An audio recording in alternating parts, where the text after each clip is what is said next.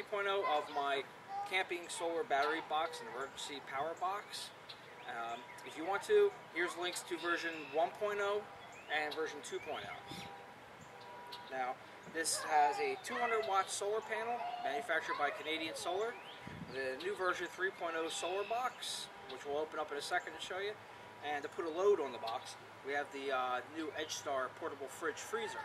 So I'm going to bring the camera on in, and I'll show you exactly how we designed this box. Okay, the solar box itself is a $15 heavy crate from Walmart. Pop it on open. Inside, we've got storage for all of our wires and stuff off the side. Take out.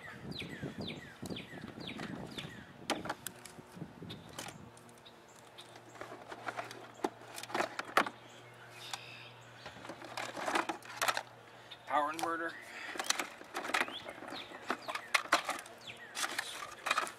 Now inside, you got mounted down the MPPT solar charge controller.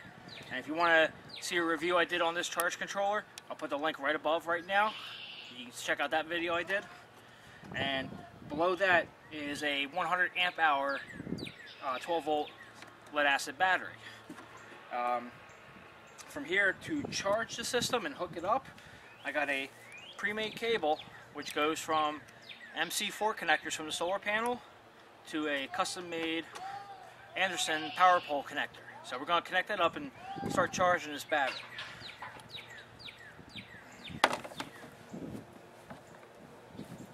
On the back of the solar panel, here's my MC4 connectors. Plug that in. I got my side here which plugs into the charge controller.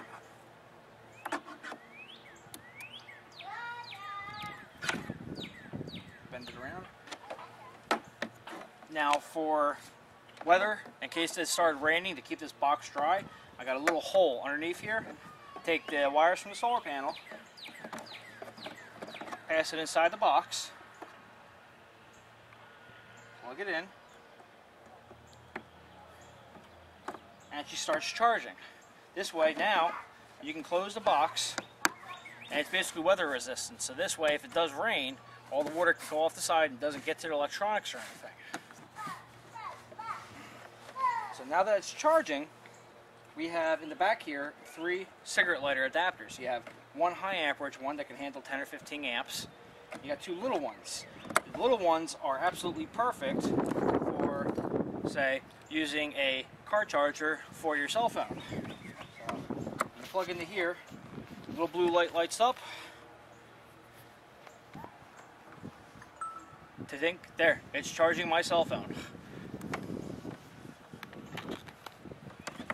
We can also, if we use the high amperage port,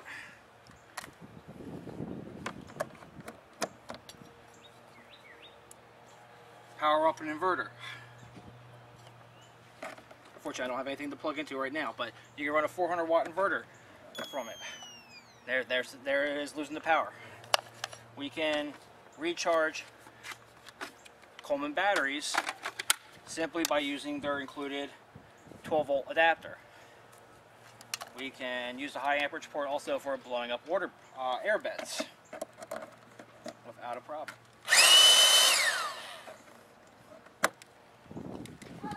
And the last thing you can actually use is for the portable cooler, which has a 12 volt outlet. We'll plug into the bottom of the unit. Plug that into the high amperage port. It restarts for a few seconds and gives a few seconds for the compressor to kick on, and there we go, it just kicked on. Let's bring the camera on in here and we're going to show the screen real quick on the charge controller. Okay, we still have the solar panel connected right on up, and you can see right now the solar panel is putting in about 160 watts to recharge this battery. And actually this battery I've had running the portable fridge for 50 hours now, and it was still sitting at about 80% charge. So this battery in an emergency situation can also run this fridge for about a week without sun, as long as you don't keep opening and closing it. You can see right now the fridge is running, and it's pulling about 50 watts roughly. And the solar panel is putting in about 8.2 amps. The current battery voltage is 13.1. So this is a good unit, especially if you're doing camping. You can keep an eye on exactly how your system is running. And as you can see here, I still have the wire connected for the portable fridge. So that just goes to show how much power this thing pulls, or lack thereof. It doesn't use a lot of power. Okay, so this is version 3.0. The only difference between 1 and 2.0 versus the 3.0 is we've changed the solar capacity from 10 to 20 watts to 200 watts, and we've changed the battery storage capacity from 10, 20 to 30 amp hours to 100 amp hour battery, which in turn will also run the fridge for 4 or 5 days easily without the solar panel connected.